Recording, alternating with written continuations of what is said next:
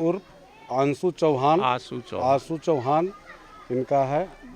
इन्हीं के मार्गदर्शन और सौजन्य से ये कार्यक्रम हो। मतलब ये है कि आगे लोग बढ़े, समाज, यही उनका उद्देश्य है। जीवन में, हमारे धर्म में, और हमने हमेशा देना सीखा है और हमेशा देना चाहिए, चाहे आप पास 1 रुपया क्यों नहीं हो, देने की भावना होनी चाहिए। संत बुल्ले शाह ने भी कहा कि जो बांटता है वो बढ़ता है, समझिए, यानी कि आपने बांटने के लिए आए दुनिया में।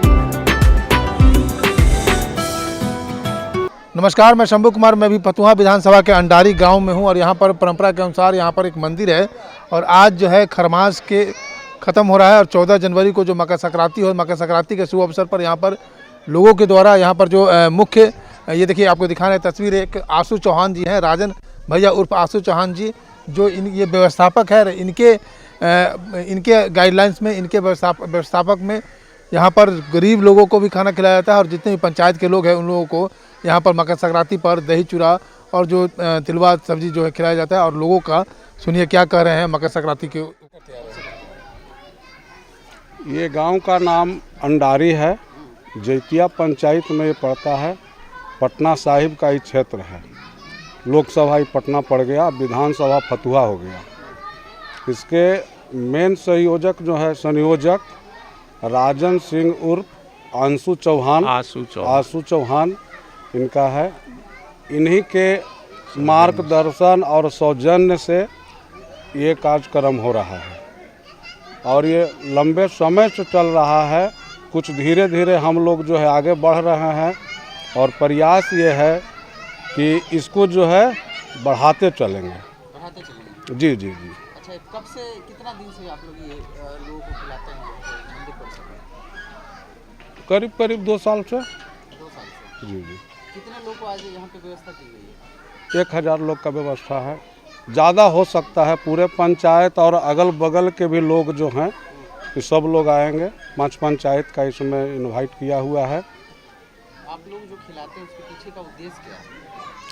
बस सामाजिक कार्य करता है, भाईचारा, सहमति, एक दूसरा से भाईचारा बना हुआ रहे, एक जगह लोग एक दूसरे से जुड़े रहें, ऐसा हम लोग का मनोपोली है। राजन बाबू का मतलब ये है कि आगे लोग बढ़े, समाज, यही उनका उद्देश्य है। किसी को खिलाने में आप गाय को खाना खिला रहे थे, मेरा जहाँ तक मानना है, और मैं बात करूँगा सनातन की और धर्म की बात करूँगा, तो मुझे लगता है खिलाना सबसे बड़ा पुण्य का काम है। क्योंकि लोग आज के दौर में खिलाना कोई भी नहीं चाहता, सब खाना चाहता है। और कोई खिलाने वाला अगर इस दुनिया में है तो उसका सम्मान करना चाहिए। मेरे बड़े भाई हुए राजन चौहान उर्फ आशु चौहान, और मैं उनका छोटा भाई हूँ, घर का सबसे छोटा लड़का हूँ। क्या नाम है आपका? मेरा नाम ज्योतिरादित्य नारायण सिंह है।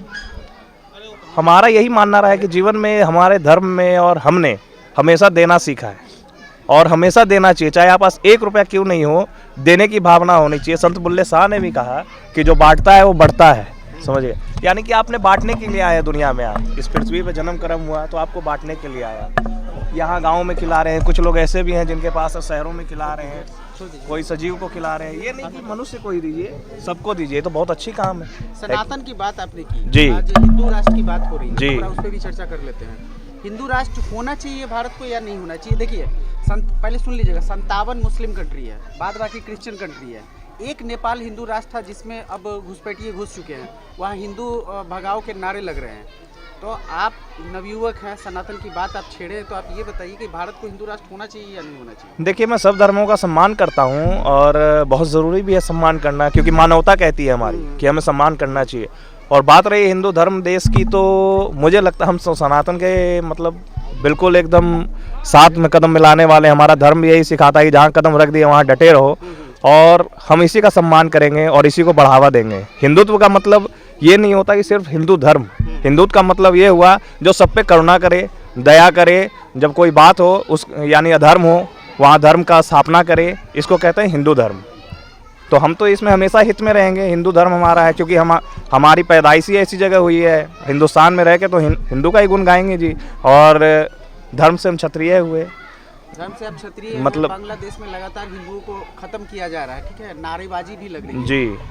कोई भी आदमी खुल के क्यों नहीं बोलता है जब हिंदू पे जुल्म होता है? तो कोई आदमी खुल के नहीं बोलता है, बोलने वाले तो बोलते हैं, है कि नहीं? जो नहीं बोलने वाले होते हैं वो नहीं बोलते होंगे।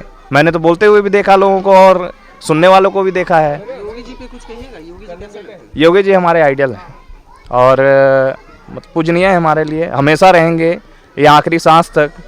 मैं ईश्वर का दर्जा तो नहीं दे सकता हूँ, मगर एक बात ज़रूर कहूँगा कि ईश्वर के नीचे मोदी जी, योगी जी, इन्होंने बहुत कुछ ऐसा किया। जैसे कि राम मंदिर बना, राम मंदिर बन सकता था क्या? मुझे तो नहीं लग रहा था, उम्मीद भी नहीं थी। उन्होंने स्थापना की, तो कहीं ना कहीं शक्ति ईश्वर ही देता है और मनुष्य के रूप में लोग आके सेवा करते हैं, ये बहुत बड़ी बात है। जैसे कि ये मंदिर की स्थापना हुई, हमारे बाबा परदादा ने किया, आज हम भी उसका निर्वहन कर रहे हैं। तो मुझे लगता है कि लोगों को मानना चाहिए और ईश्वर के नीचे रह के अगर कुछ अच्छे काम हो जाएं तो इसमें जी कोई विरोध करने की बात नहीं है जी। मकर संक्रांति पे क्या कहेंगे आप पब्लिक को जाके? सबका हार्दिक अभिनंदन करते हैं और हमेशा यही कहेंगे कि जहाँ रहिए वहाँ प्रेम बना के रहिए और जीवन में खूब आगे बढ़िए और आप भी बांटिए, आपको ही भगवान और दे ताकि आप और बांट सके।